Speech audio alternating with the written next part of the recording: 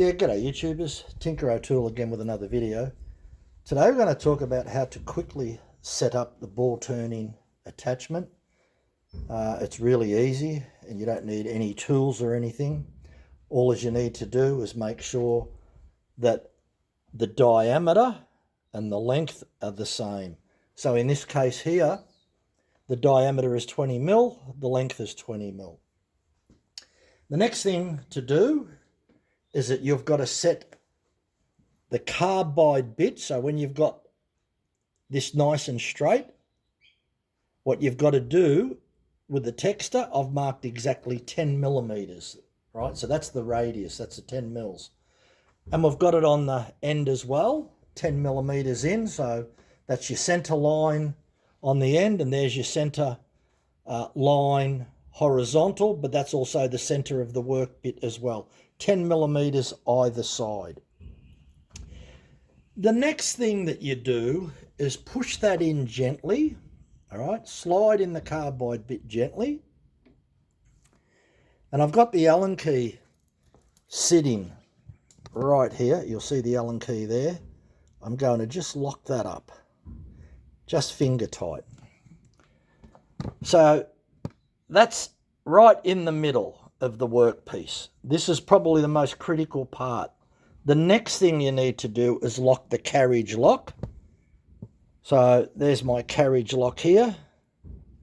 That's locked in a position, and that means that it can't move backwards and forwards. So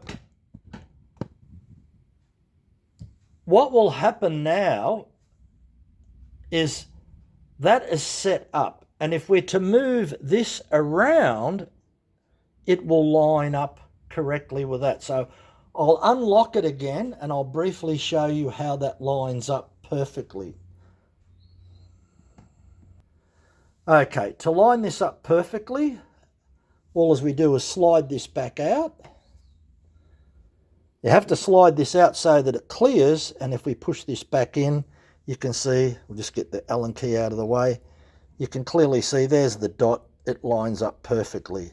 So once that's lined up like that, slide that out, bring it back around, adjust your carriage so that the carbide bit is exactly in the middle, and lock that in its working position. So that's the working position. Lock that in with the Allen key and lock the carriage. Carriage is locked. Okay, so what that means now that we can wind this back towards me.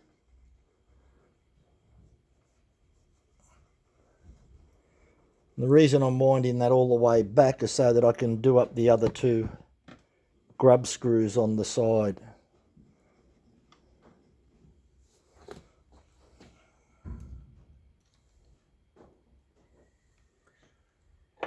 Just a little bit of light pressure on there.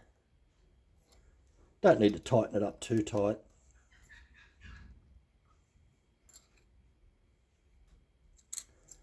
Okay, so that's everything's locked up. And the next thing to set up is that now that that's set up, we need to wind that back in. And when you start turning from the left side to the right side, what you do is that you don't just have the carbide bit so that it touches in the middle, right? We'll zoom in there so that you can see what's going on. You wind this carriage back out, move the arm around until it just touches the corner. Can you see it's just touching the corner on each end? So now that is the point that we can start turning. Now the gap, I could put my little finger between that gap. If we actually measure the gap,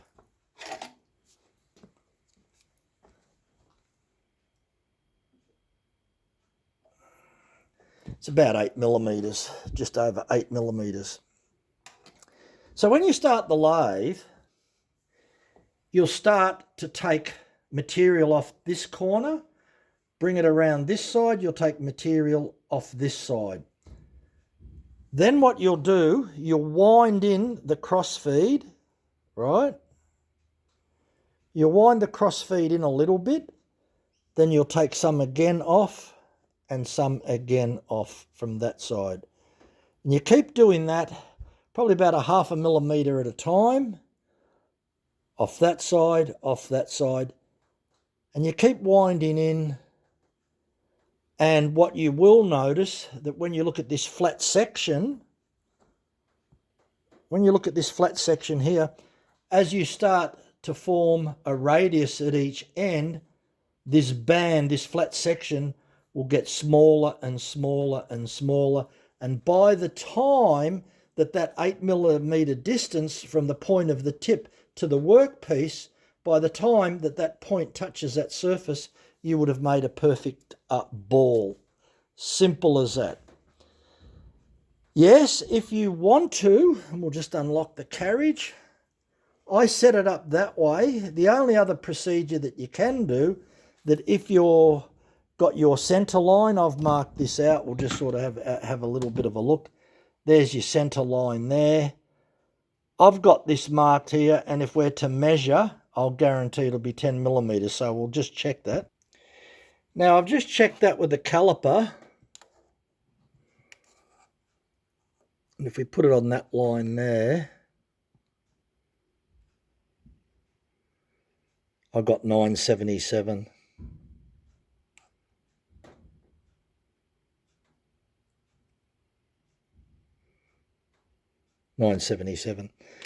Close enough.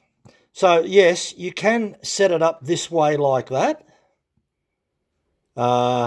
That way does work okay, but I was just showing you the alternative. There's always an alternative. That was the quick and simple way, an accurate way, but there's nothing wrong with doing it this way. Another reason that I really like doing the centre method rather than measuring with a vernier is that if you move it from side to side, you'll see that it just touches the corners. I'll just get it right there. So it's right on the corner there, and it's right on the corner there. And it's right on the middle of the centre line if you push it there. And if you pull it back out and pull it round this way, it lines right up on the centre line there. So once you've got it set up like that, it's just a matter of pulling that back out, lining that back up like that, and then use your Allen key, move, either undo the carriage lock, and if you undo the carriage lock, it's just a matter of moving it out of the way and tightening it up. So that's the best way to check when everything's free. This is the most important part, having this right in the middle, because you've got to make sure that when you move that out, it's right on the centre, right on the edge. So you've got the centre dot, which we've checked, and we've got the two ends. So the whole idea now that when you go from side to side, that is going to take even amounts off. So what I'm going to do is just put this Allen key, we'll just put this back in. We'll get this set up correctly.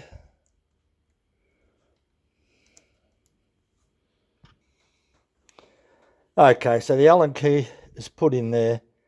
Just going to nip that up like that. Just nip it up. Just check. Everything's fine. So the next thing to do is wind it back out of the way. Undo the carriage lock. Just tighten them all up, right? Once they're tightened up, then it's just a matter of removing, putting the carriage back into the centre line. Make sure you got it right on the centre dot. And the other final check is to make sure that when you move it from side to side, it's moving away from the centre line on the left and to the right the same distance, which it is. And that's really the best, simple and accurate way to do it, so that when you're turning a ball, that the left and the right, when you're moving the carbide bit, you'll end up with a perfect spherical ball. Thanks for watching. Bye for now.